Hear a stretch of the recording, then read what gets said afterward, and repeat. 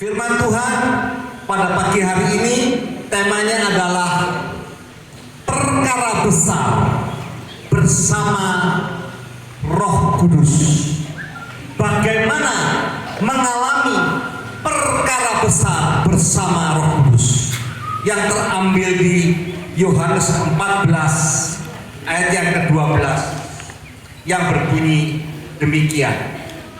Aku berkata kepadamu, sesungguhnya barang siapa percaya kepadaku, ia akan melakukan juga pekerjaan-pekerjaan yang aku lakukan, bahkan pekerjaan-pekerjaan yang lebih besar daripada itu, sebab aku pergi kepada Bapa. Bapak Ibu sekalian, Roh Kudus itu dituliskan di Alkitab sebagai pribadi ketiga dari Allah Tritunggal, Allah Bapa, Allah Anak, dan Roh Kudus. Roh Kudus, Bapak Ibu sekalian, dalam bahasa aslinya, bahasa Yunani, ya, dituliskan. Bahasa Yunani itu banyak sekali kata-kata, ya, yang ada gendernya, laki perempuan, ya. Roh Kudus dalam bahasa aslinya dituliskan sebagai sebuah pribadi dengan dianalogikan pribadi perempuan atau female, ya. Yang artinya apa, Bapak Ibu sekalian?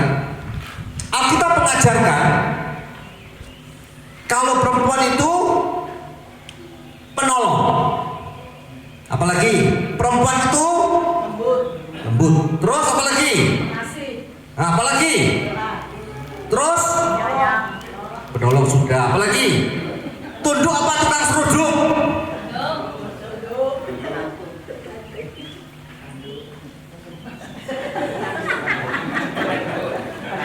Berapa ya?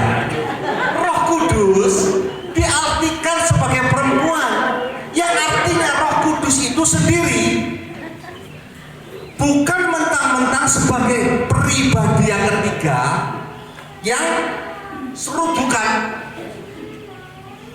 ya. Bahkan Bapak Ibu sekalian, ya, di 1 Tesalonika 5 ayat 19, jangan padamkan roh. Artinya apa? Roh itu bisa dipadamkan, bisa ditundukkan, karena memang sifatnya dia female, ya. Sifat Roh Kudus apa? Penasehat, penghibur, pembela, penolong. Tadi sudah dijelaskan. Apa tadi? Betul kan? Perempuan itu penolong, pembela, ya. Apalagi? Penasehat, penghibur. Tapi ada satu, Roh Kudus itu tunduk, bahkan bisa diabaikan. Nah, Bapak Ibu sekalian, sikap apa yang harus diambil? Cara pandang apa yang harus diambil supaya kita ini bisa mengalami karya yang maksimal, karya mujizat Roh Kudus yang optimal di dalam hidup kita?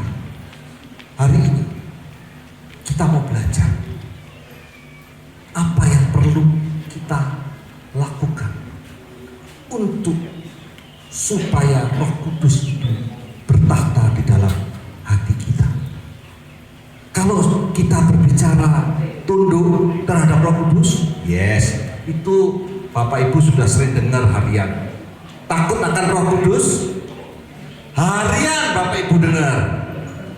Betul? Nah, hari ini kita belajar, ya, sikap apa? Roh Kudus itu bekerja maksimal itu bagaimana sih analoginya? Apa ukurannya Roh Kudus itu bekerja maksimal? Bapak Ibu sekalian, saya minta 2 anak kecil. Tadi siapa yang tadi naik dia mau ambil coklat ini? Waktu doa tadi, ayo sini. Ayo sini. Saya minta 2. Hari ini Bapak Ibu sekalian, khotbah saya ini agak aneh. Ada hal-hal pemahaman yang mungkin kurang bisa dimengerti. Kalau boleh kita berdialog ya. Kalau nggak ngerti tanya. Jangan khawatir, kalau saya tidak bisa jawab di belakang itu tukang pukul saya sudah banyak. Ya. Seperti apa sih ukuran maksimal Roh Kudus? Ini ada apa ini? Mau ambil sendiri apa mau diambil? Ambil sendiri silakan. Dapat berapa? Ambil banyak, tangan satu. Ambil yang banyak, tangan satu. Lagi. Ini apa? Mau diambilin atau ambil sendiri yang banyak? Ini Roh Kudus. Ambilin.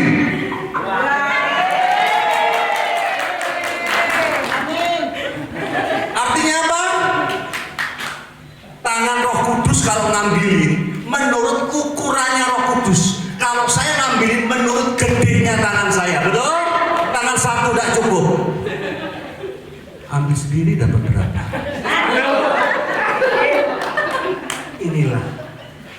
Terima kasih. Saya tidak komen lagi. Nanti tak mau tak panggil nanti. Saya nanti pulang diwanti-wanti tidak bisa keluar dari kebun teh nanti ya. Itulah cara kerja Roh Kudus. Dia melakukan yang terbaik, bukan menggunakan pikiranmu, tetapi menggunakan kebesaran Dia, kehebatan Dia. Dapat berapa nih diambil Roh Kudus tadi? 6. Apa yang tidak dipikir, apa yang tidak dimengerti, Roh Kudus sediakan. Betul? Bapak Ibu sekalian, sikap apa? Hari ini kita mau belajar 4 hal. Saya sudah dipesan sama komandan GCC. Ingat ya, di sini tidak ada layar LCD. Oh nggak apa-apa Pak, saya cuma perlu sekantong coklat. Lupa lagi tadi saya beli. Bapak Ibu sekalian, satu hal, engkau tidak akan pernah mengalami kebaikan dalam hidupmu jika engkau tidak mengalami atau menerima kehadiran Dia. Kalau kau tidak menerima kehadiran Yesus Kristus yang berjanji satu hari nanti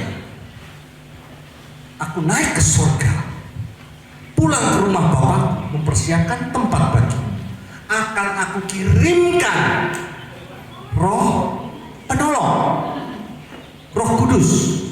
Jadi kalau kau tidak bisa menerima Yesus Kristus, kau tidak akan pernah mengenal arti Roh Kudus.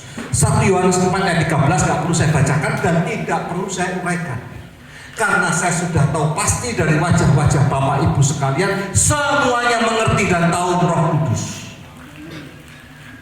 Ya. Yang kedua,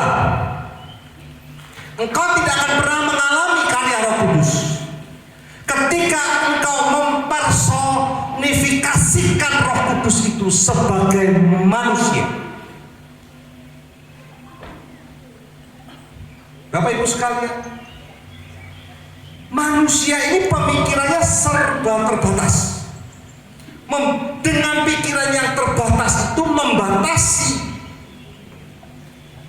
kerja Roh Kudus. Manusia ini kadang-kadang sering abai, sering lupa. Dengan abai dan lupa itu kau melupakan Roh Kudus. Bapak Ibu sekalian, satu cerita. Yesus ada di satu kapal perahu ketika kapal perahu itu diombang-ambingkan oleh badai. Apa ya? Toh juga Yesus tidak bisa buat apa-apa. Sampai ujung kematiannya,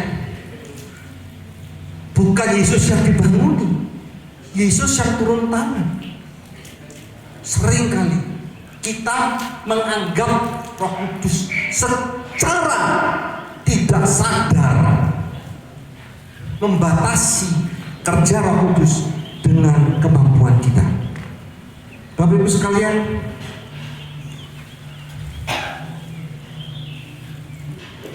pasti tadi betul nggak Dik ya? Saya tanya ya Dik ya, nggak boleh marah ya. Kenapa mau ambil sendiri? Takut kalau diambil sedikit. Takut kalau malu. Betul? Malu. Nah, itu pemikiran manusia yang membatasi Roh Kudus. Bapak Ibu sekalian,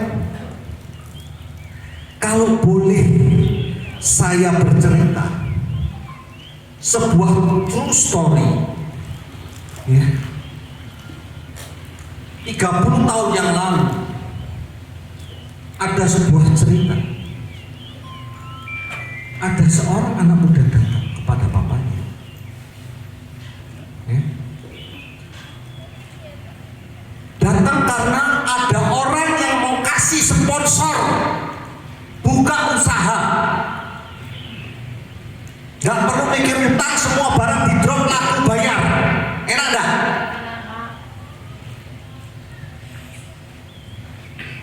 Datang kepada bapaknya. Papi, dikasih modal begini, boleh buka? Jawabannya, tidak boleh.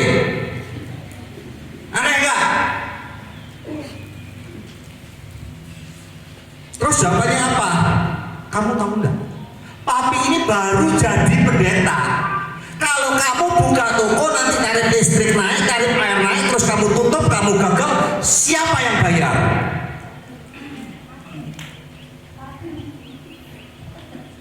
Ya, terus minta tanda Tuhan. Tandanya apa? Tandanya kalau ada orang kasih kamu duit, itu tandanya boleh buka. Hati anak ini bilang, mentang-mentang jadi pendeta. Pendeta baru lagi, baru full timer. Kalau pendeta pulang habis khotbah dapat apa Pak Heno? Dapat BK. Tapi kalau anak pendeta, pendetanya baru kejadian, cari duit di mana? Mana anaknya? Kira-kira dulu, apakah gimana anak pendeta habis pelayanan? Kalau habis pendeta, apakah yang dapat berkat itu papa atau anak? Papa. Jadi pendeta tadi itu yang bilang nggak boleh buka toko itu.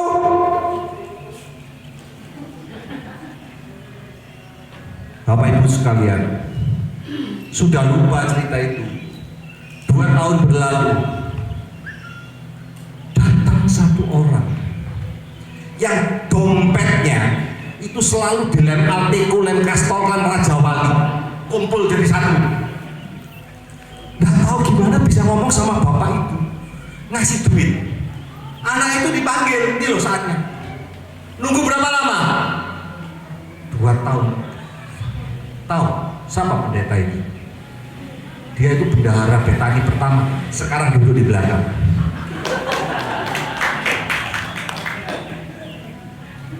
Batin saya, pendeta pulang di khotbah disangoni. Siapa mau ngasih duit anak pendeta baru kejadian? Karena saya mematok, orang ini pengusaha ini mematok kerja Roh Kudus dengan kemampuannya dia. Itu kalau engkau mempersonifikasikan Roh Kudus seperti dirimu, saya katakan engkau tidak akan pernah mengalami hal baik dalam hidup. Engkau tidak akan pernah mengalami hal dahsyat dalam hidupmu. Engkau tidak akan pernah melihat surga datang dalam hidup.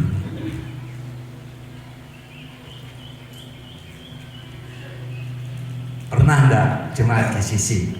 Ayo, tanpa sadar memanusiawikan Roh Kudus. Tidak salah loh memanusiawikan sesama, tapi jangan memanusiawikan Roh Kudus. Walaupun dia seorang pribadi, tapi jangan. Bapak Ibu sekalian, Pernah enggak ngalami? Enggak usah dijawab ya. Enggak usah dijawab. Tapi adik kecil ini mewakili kita semua. Betul ya? Yang kedua Bapak Ibu sekalian, saya kasih cerita lagi Pak. Seminggu yang lalu, kurang lebih seminggu yang lalu, mungkin nggak sampai, bagaimana caranya mobil yang saya kerjakan harus selesai. Saya perlu uangnya. Sudah 10 menit, 20 menit saya di warning ya Pak Herno. Bagaimana caranya mobil ini harus selesai, sedangkan satu partnya sedang dikirim dari Jakarta, sedangkan pengirimannya menggunakan pengiriman yang paling murah. Kalau murah itu nggak mungkin cepat, betul? Waduh, bagaimana besok harus tiba? Oh, ucap syukur, berdoa, Tuhan bisa bikin.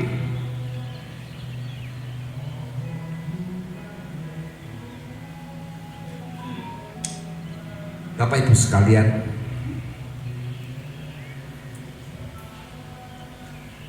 tenang, pasti bisa. Itu cerita yang saya terima. Saya diam, sempat membantah, kemudian saya diam. Langkah apa yang harus diambil? Bapak Ibu sekalian, inilah bagian yang ketiga. Menghargai Roh Kudus, betul nggak? Tetapi saya katakan bagian yang ketiga ini menghargai Roh Kudus dalam tanda petik.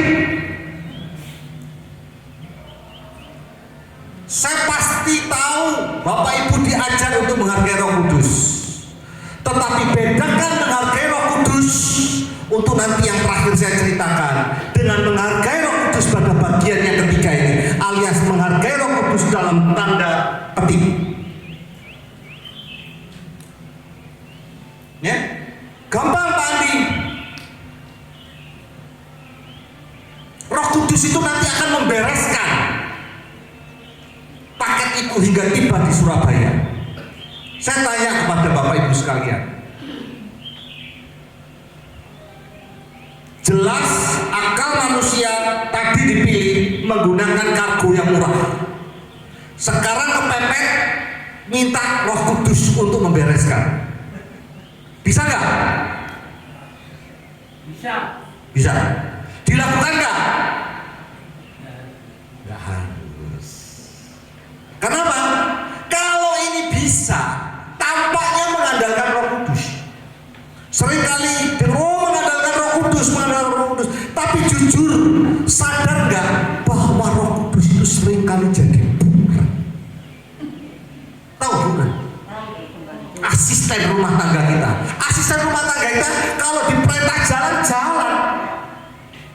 Roh Kudus itu sesuatu yang kita hormati, ataukah dengan alasan menghargai Roh Kudus tapi memburenkan Roh Kudus? Emangnya terus Roh Kudus akan kirim malaikat dari surga, tahu-tahu bongkar itu paket, diangkat, digendong oleh Roh Kudus, dibawa sampai ke tempat saya cepat begitu?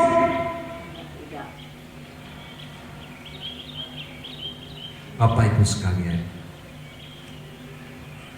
Roh Kudus di dalam tindakannya minta yang namanya ora et labora, melakukan bagian yang kita bisa lakukan. Saya telepon mulai jam 12 sampai jam 4 pagi, sampai tahu yang namanya kulirnya. Nggak bisa Pak, ini belum tanggalnya sampai di tempat Bapak, meskipun ini sudah perjalanan menuju Surabaya. Nggak apa-apa, nggak apa-apa Bu, saya minta telepon kontak besok. Saya cari sedemikian rupa sampai dapat. Kita kan mengajarkan Roh Kudus memberikan hikmat. pergunakanlah mamon yang tidak jujur untuk membangun persahabatan. Pak, tolong, saya tahu kok Pak, artinya saya dibantu. Saya bukan petinju. Ngerti petinju? Petinju itu gini loh. Saya minta nomor rekening. Saya belum turun kantor jam 9, radiator itu sudah di meja. Wah, ini loh kerja Roh Kudus. Teman kantor. Bukan. Emang Roh Kudus disuruh ngangkut itu sampai kantor? Ada bagian yang kita kerjakan. Hati-hati. Jangan kalau mengandalkan Roh Kudus, artinya membabukan Roh Kudus. Sekarang kan sudah lagi ngetren. Itu apa? Aliran baru. Ya? Saya tidak ngomong aliran Kristen baru itu, aku tidak tahu itu apa itu. Ya? Waduh, makanya hari ini kita mau belajar arti mengandalkan Roh Kudus dan bedakan mengandalkan dan membabukan Roh Kudus. Mau berangkat keluar kota, doa salah? Tidak salah, Roh Kudus itu mendampingi. Tapi tadi malam, semalam sebelum berangkat, mau berangkat jam 6 pagi, jam 2 malam begadang terus. Roh Kudus salah kalau sampai kecelakaan. Ingat, si jahat itu melakukan pekerjaan antagonis yang sama-sama, walaupun levelnya di bawah, tapi dia bisa melakukan banyak hal yang sama dengan Roh Kudus. Memanfaatkan kelengan kita untuk kecelakaan. Terus kalau kecelakaan, sama-sama. Sudah berdoa, tapi tahu batu gondol kamu pakai. Kecelakaan, siapa salah? Roh Kudus tidak melindungi. Bapak Ibu sekalian, saya tanya, siapa di antara Bapak Ibu sekalian yang pernah mengalami kesulitan uang? Semua yang angkat tangan kok cuma saya. Saya tanya, kalau engkau mengalami kesulitan, harapanmu itu apa? Dapat uang instan, dapat undian, dapat instan. Ya, oh betul nggak instan nggak? Mau nggak ditolong? Mau instan, saya juga mau. Ya, kira-kira saya tanya, langit dan bumi ini diciptakan Tuhan dengan apa? Firman. Kun fayakun, jadi, gitu kan? Yang ada di benak kita. Bisa nggak Roh Kudus berdoa kepada Bapa, maka datanglah 2 kilo emas di rumah kita untuk bayar utang. Bapak Ibu sekalian, bisa nggak? Saya katakan bisa. Tapi pertanyaannya, ada yang pernah terjadi nggak? Tuhan butuh duit, Tuhan bisa kirim nggak dari surga duit? Bisa. Tapi pernah terjadi nggak? Itulah mengapa nanti kita akan bahas di bagian yang keempat. Itulah yang namanya kita ini seolah-olah jadi juragan, mau cepat, mau instan, maka asisten rumah tangga bukan diperintah. Gini, ya, Bapak Ibu sekalian, yang terakhir, yang keempat, saya sudah dipesan sama Pak Gembala. Biasa saya bapak 1 ayat. Siap bos. Seorang hamba tidak pernah lebih kuat, lebih besar daripada tuannya. Siap bos. Yang keempat, menghargai Roh Kudus seperti dia ada, tanpa tanda petik. Orang yang menghargai Roh Kudus di posisi ini adalah orang yang mempunyai kasih, ketaatan, orang yang bisa bersyukur, ya, dan memahami bahwa Roh Kudus itu melakukan proses apapun tidak akan pernah melanggar hukum-hukumnya, tidak akan pernah melanggar ketetapan yang dia bikin, ya. Itu pemahamannya. Dia tidak akan pernah melanggar ketetapan. Dia tidak akan pernah melanggar firman-firman yang tertulis di Alkitab. Dan orang yang memiliki rasa hormat, respek kepada Roh Kudus ini memiliki hati kasih, taat, mau berjalan dalam ketetapan dia, bersyukur apapun putusan Roh Kudus dalam hidupnya, percaya segala sesuatu yang terjadi yang diizinkan Roh Kudus untuk mendatangkan kebaikan, walaupun sakitnya itu di sini, tapi tetap taat. Susah loh ini Bapak Ibu sekalian. Yang terakhir,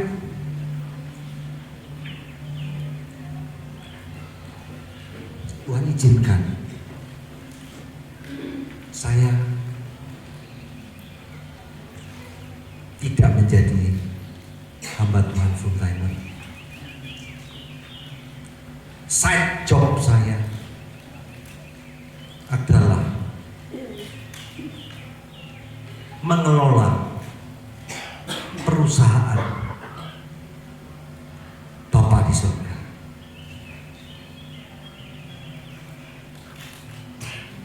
Sering kali ketika saya harus buka giro, Bapak Ibu sekalian,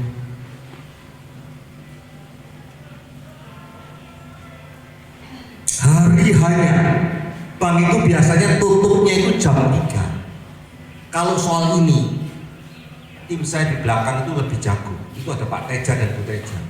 Dia pengusaha besar, lebih jago dari saya. Dia tahu jam tutupnya bank setoran paling telat jam berapa. Kalau lewat giro hari itu jadi tertolak jadi apa, nanti kalau mau tahu silakan tanya jawab sama dia sendiri. Giro itu pasti ditolak.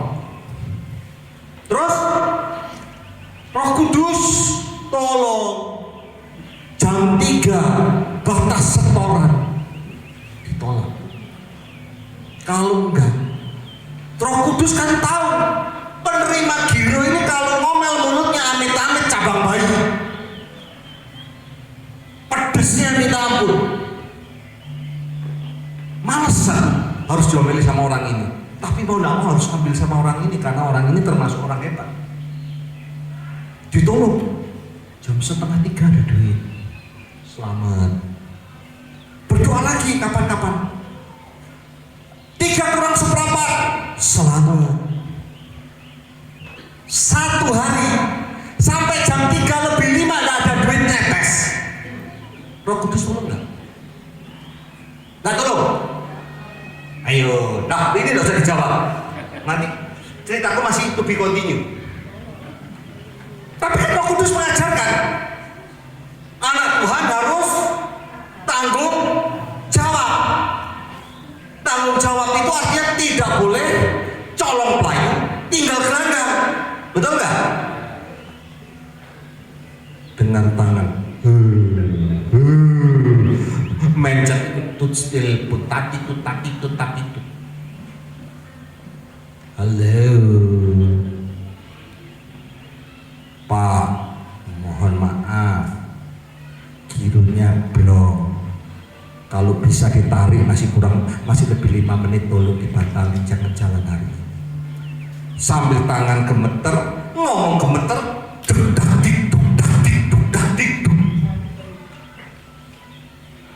Tahu jawabannya? Ya sudah.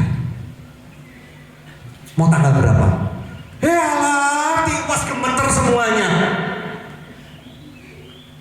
Terus ketika Roh Kudus mengatakan, aku tidak mau lagi menggunakan pola itu untuk menolongmu, aku mau pakai pola lain. Salah nggak? Sama. lolos dari lubang maut tak dimaki. Dan itulah tunduk mau kehendak Roh Kudus. Bapak Ibu sekalian, mengapa tadi ketika saya menanyakan dalam tanda petik yang bagian ketiga, menghargai Roh Kudus, duit turun dari surga kok tidak terlaksana?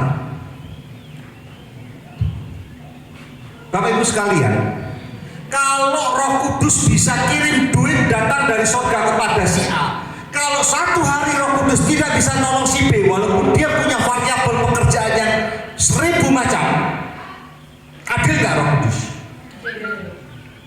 Kalau nggak ditolong, nggak duit dari surga, belum tentu adil. Yang itu bisa ditolong duit dari surga. Kalau kenapa yang lainnya proses? Kalau ada duit dari surga,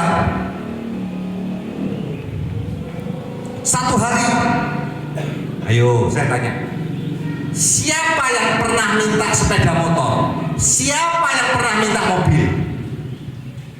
Nggak usah angkat tangan.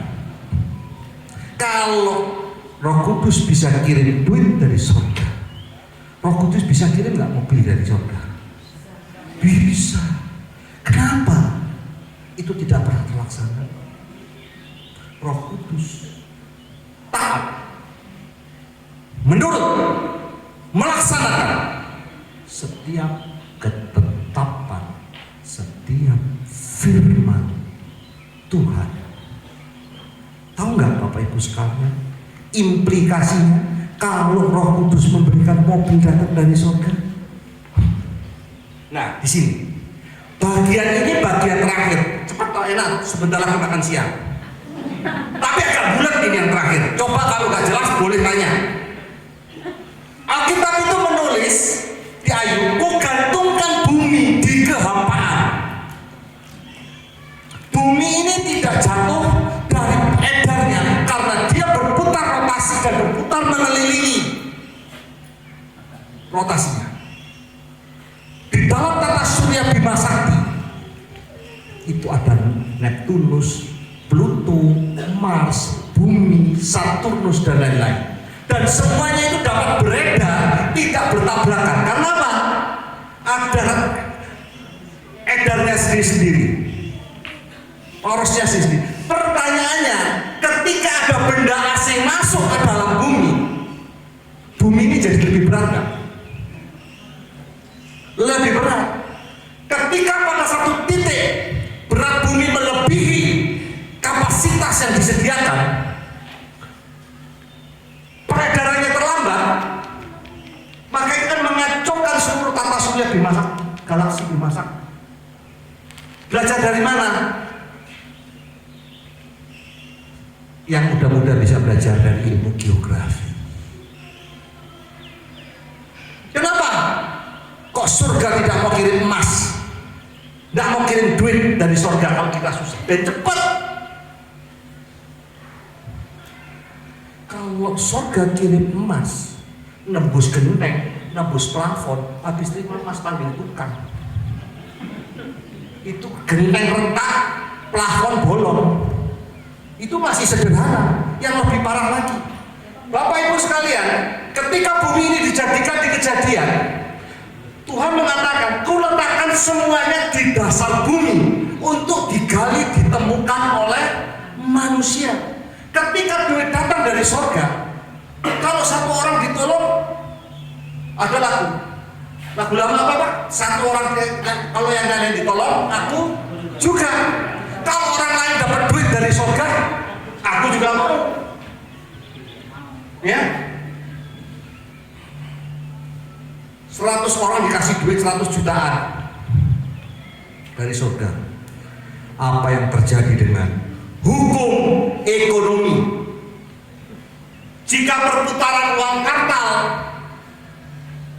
over, nilainya akan turun. Nilainya akan turun, inflasinya naik, harga beras naik, podo wae masalah. Tuhan sepertinya menyelesaikan masalah, tapi membuat masalah yang lain.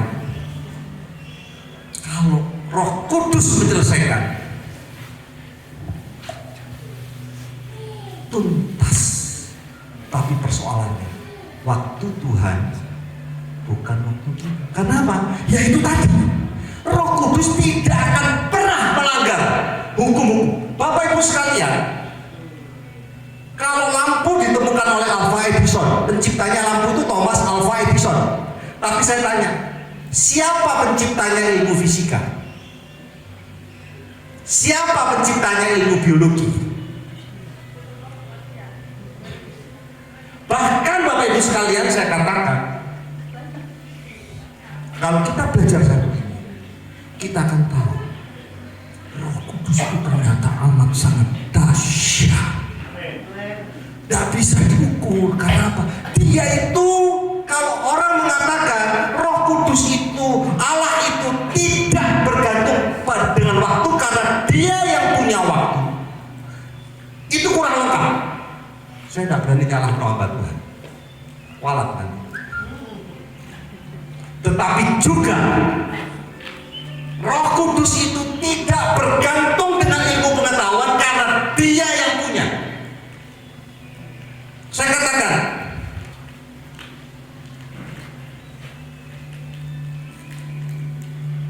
orang sakit jantung sembuh, orang sakit paru-paru bisa sembuh. Saya katakan, itu masuk akal dan logika. Kalau ada hal-hal yang tidak logika, hal-hal yang tidak masuk akal, karena kemampuan kita belum seperti Dia. 666 saya pernah katakan kepada Bapak Ibu sekalian, kemampuan manusia itu sampai di 6. 7 itu kesempurnaan Allah. Mengapa saya katakan ketika orang sakit jantung sembuh itu logika? Bapak Ibu sekalian, sekarang sudah ada yang namanya stem cell.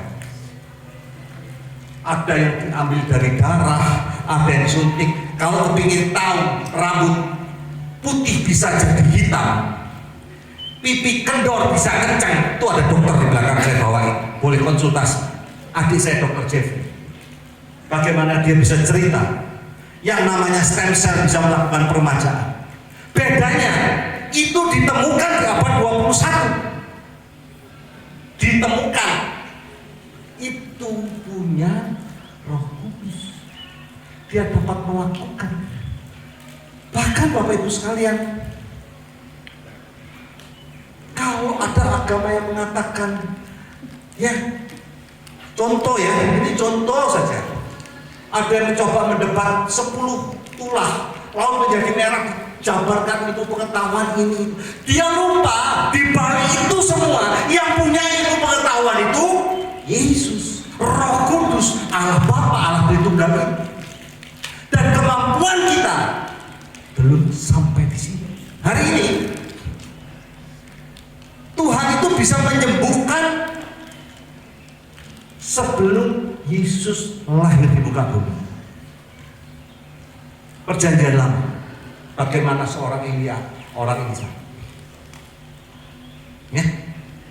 Tetapi seorang menjadi dokter ahli bedah sekarang ini, yang perlu belajar mungkin 6 tahun sekolah ditambah 2 tahun setengah untuk menjadi spesialis ahli bedah, itu dimulai sekian ribu tahun sebelum Yesus lahir, ketika seorang tabib yang namanya Imhotep di Mesir belajar membedah mayat, membedah tahanan. Prosesnya sampai hari ini berapa lama manusia menemukan step demi kemajuan. Melalui apa? Melalui hikmat yang Roh Kudus berikan. Tetapi Roh Kudus itu sendiri bertakhta berkuasa di luar ilmu pengetahuan itu, di luar waktu, karena Dia yang mempunyai ilmu ekonomi. Tuhan, kalau Tuhan bilang beri, beri, itu ilmu ekonomi Tuhan punya. Kalau Tuhan bilang sembuh, sembuh Tuhan punya. Mungkin saya bisa menjelaskan secara teknologi.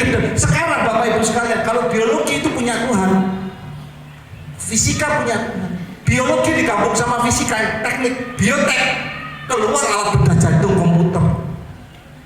Biologi ketemu kimia, kimia punya Tuhan. Biologi ketemu kimia, jadi obat-obatan.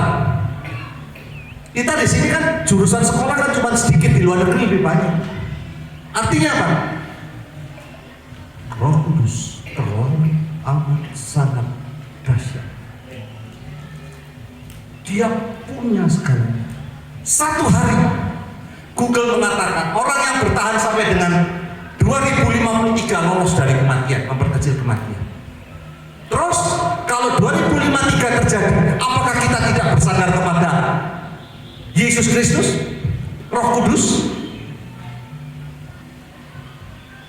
Apapun manusia ada batasannya, dan karena kebatasan manusia itu ada satu blind spot, ada satu sisi yang manusia tidak pernah pikirkan efek dari sebuah penemuan-penemuan. Sebuah penemuan yang berhasil akan menghasilkan sesuatu. Tidak ada sesuatu yang terjadi di bawah kolong langit ini hasilnya itu positif semua tanpa ada negatifnya.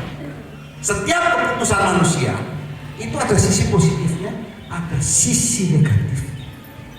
Dan disinilah si penasehat ajaib itu. Inilah penolong yang agung itu berkarya memberikan bantuan kepada kita. Apalagi Bapak Ibu sekalian, sejak manusia jatuh ke dalam dosa, tidak ada sebuah penemuan yang 100% tulus. Dengan kemajuan teknologi, kalau bisa penemuan itu diciptakan, tujuannya apa? Duit. Kalau duit sudah berbicara, mamon sudah berbicara, di situ ada keserakah, di situ ada ego. Belum tentu itu semuanya benar. Contoh, zaman dulu kalau mau makanan enak, godong. Saya pernah makan sushi di Lombok. Saya lihat sendiri tulang sapi, wortel digodong tanpa perasa. Mau enak, mau cepat, roiku. Betul? Murah. Cukup beli satu potong kecil ayam campur roiko, kasih sayur, sudah rasa ayam. Betul nggak? Ya Pak ya, masa tidak ada yang tahu. Masa kalah sama saya? Tapi sehat nggak? Ada sakit kan? Nyebabin sakit kan? Vicin? Coba yang suka jajan. Saya suka jajan. Saya sering ngajak Pak Gembala. Tapi maaf ya Pak, jangan dipikir saya keracun ya Pak. Siapa yang bisa hindari vicin? Vicin efeknya apa? Penemuan manusia tujuannya untuk kebaikan, tapi jangan salah, ada efek yang tidak bisa diselesaikan manusia. Itulah di luar kemampuan manusia. Itulah kehebatan Roh Kudus. Bagaimana Roh Kudus ini bisa berkarya maksimal? Belajar angel susah. Ya, susah loh taat. Belajar mengucap syukur susah Bapak Ibu sekalian. Belajar mengucap syukur, belajar taat, belajar berterima kasih susah. Maunya kan kalau hari ini aku butuh itu instan, aku bisa beli dan nunggu. Tapi Roh Kudus kadang bilang tunggu. Dan ini salah satu kehebatannya, saya tidak perpanjang lagi. Di masa penantian, di masa nunggu itu, ada hal-hal yang kita tidak pikirkan. Roh Kudus itu melakukan pendidikan terhadap kita. Kalau engkau membutuhkan sebuah mobil, dan mobil itu bukan sebuah untuk show, tapi itu sebuah kebutuhan, Tuhan kasihkan. Tapi kenapa kau ngasihnya perlu waktu? Prosesnya diperlukan waktu. Salah satunya mungkin kau belajar, tahu mobil itu ada olinya apa enggak. Nanti olinya habis, keluar belok, cek langsung turun mesin. Tahu bisa copot ban enggak? Ya, bisa ngerti enggak ngecek aki, proses. Kesaksian terakhir. Kalau engkau minta mobil mewah, Tuhan bisa kasih. Bisa. Tapi kenapa harus tunggu? Wah, tak cerita. Terakhir 2 menit. Ayo, main musik naik semua. Kalau udah gitu gak mari-mari nih. Disemprit aku di Pak Gembala ini. Ayo, main musik ini. Seminggu yang lalu ada orang pesen flat tire. Apa itu flat tire? Ban yang tanpa pompa angin. Loh, pikiran saya ban yang tanpa pompa angin itu ban serep. Betul ya Pak Tejaya? Beliau ini mau ngalami mobil mewah-mewah. Ternyata pesennya 2. Loh, untuk apa 2? Untuk ban depan. Oh, flat tire tanpa angin untuk ban depan. Oh, berarti sekarang sudah anti paku. Mobilnya apa? BMW, mobil mewah. Tahu? Harga bannya 8 juta. 2 ban, sepeda motor Beat 1. Bisa. Proses itu mempersiapkan kita ketika itu memang diizinkan terjadi, kita siap. Tetapi percayalah, ketika itu tidak diizinkan terjadi, ada rencana yang lebih baik. Saya berdoa minta supaya giro saya diisi, tapi beberapa kali diisi, sekali gak diisi, gemeteran saya, takut saya berhadapan. Tapi ternyata ya sama, Tuhan loloskan. Itu cara kerja Roh Kudus. Bagaimana kita ya sudah Roh Kudus, aku nurut. Bagaimana kita tunduk, ya Roh Kudus, aku mau. Tapi banyak anak Tuhan seringkali dalam tanda petik menghormati Roh Kudus. Roh Kudus, aku perlu. Tapi sekarang loh, nggak mau besok. Itu bukan menghormati. Itu Roh Kudus bukan.